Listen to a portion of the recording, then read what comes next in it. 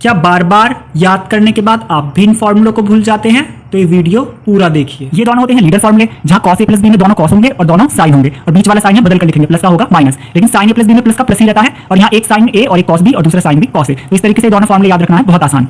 हम जानते हैं cot को हम cos अपॉन साइन लिखते हैं, तो cot a प्लस बी को लिखा cos a plus B upon sine a plus B, और tan a प्लस बी को लिखा sin a plus B upon cos a plus B. यहाँ साइन ऊपर cos नीचे है और यहाँ cos ऊपर साइन नीचे है। अब हम cos a प्लस बी का ये फॉर्मूला और sin a प्लस बी का ये फॉर्मूला यहाँ लिख देंगे और यहाँ लिख देंगे, तो ये कुछ इस तरीके से दिखाएंगे। तो हमने cos a प्लस बी की जगह लिखा cos a cos b minus sin a sin b, और sin a प्लस बी की जगह लिखा sin a cos b plus sin b cos a। फिर हमने sin a प्लस b का फार्मूला खोल दिया है और cos a प्लस b का फार्मूला खोल दिया है। हम जानते हैं कि हम cot को cos अपॉन साइन लिखते हैं, क्योंकि नीचे क्या है साइन, तो हमें यहाँ cot में ऊपर और नीचे दोनों तरफ sin a sin b से डिवाइड करेंगे, तो ये कुछ इस तरह दिखाई देगा। हमने यहाँ ऊपर न्यूमरेटर यानी अंश में भी sin a sin b का डिवाइड करा है, और नीचे वाला डिनोमिनेटर यानी हर में भी sin a sin b से डिवाइड करा है, क्योंकि यहाँ कॉट में नीचे साइन आता है, साइन आता है, इसलिए हम दोनों sin a sin b से ऊपर नीचे करेंगे डिवाइड, क्योंकि sin a sin b cancel हो जाएंगे, सिर्फ यही टर्म बचेगी, इसलिए हम ऐसा कर सकते हैं। और इधर tan को हम जानते हैं sin अपॉन cos लिखते हैं, क्योंकि यहाँ पर नीचे cos है, इसीलिए हम ऊपर और नीचे cos a cos b का करेंगे डिवाइड।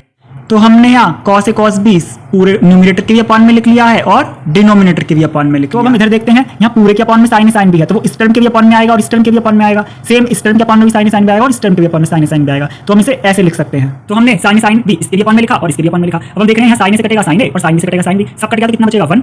यहाँ पर cos a upon sin a कितना हो जाएगा cot a, और cos b upon sin b कितना हो जाएगा cot b, लेकिन यहाँ भी sin a से कितना कटेगा sin a, तो cos b upon sin b हो जाएगा cot b, और यहाँ पर sin b से कटेगा sin b, तो cos a upon sin a कितना हो जाएगा cot a, तो जो बचा वही होगा cot a प्लस b का फॉर्मूला। यही तो है cot a प्लस b का फॉर्मूला, जो करता है याद करने में बहुत दिक्कत। तो हम इसके अपॉन में भी cos a cos b लिखेंगे और cos a sin b के अपॉन में भी cos a cos b लिखेंगे, और इसके अपॉन में भी और इसके अपॉन में भी, तो ये कुछ इस तरह दिखाई देगा। हमने cos a cos b को इसके अपॉन में भी लिखा और इसके अपॉन में भी लिखा, जहां cos b से कटेगा cos b तो sin a upon cos a कितना होगा tan a, और इधर cos a से cos a कटेगा तो sin b upon cos b होगा tan b।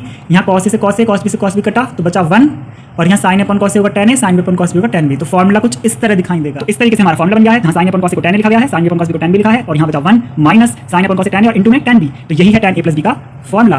तो अगर अब फॉर्मूले में याद भी ना आए तो हमें निकालने में सिर्फ 2 मिनट लगेंगे। तो इस तरीके से हम यहाँ tan a प्लस b का फॉर्मूला निकाल चुके हैं और इधर cot a प्लस b का फॉर्मूला निकाल चुके हैं।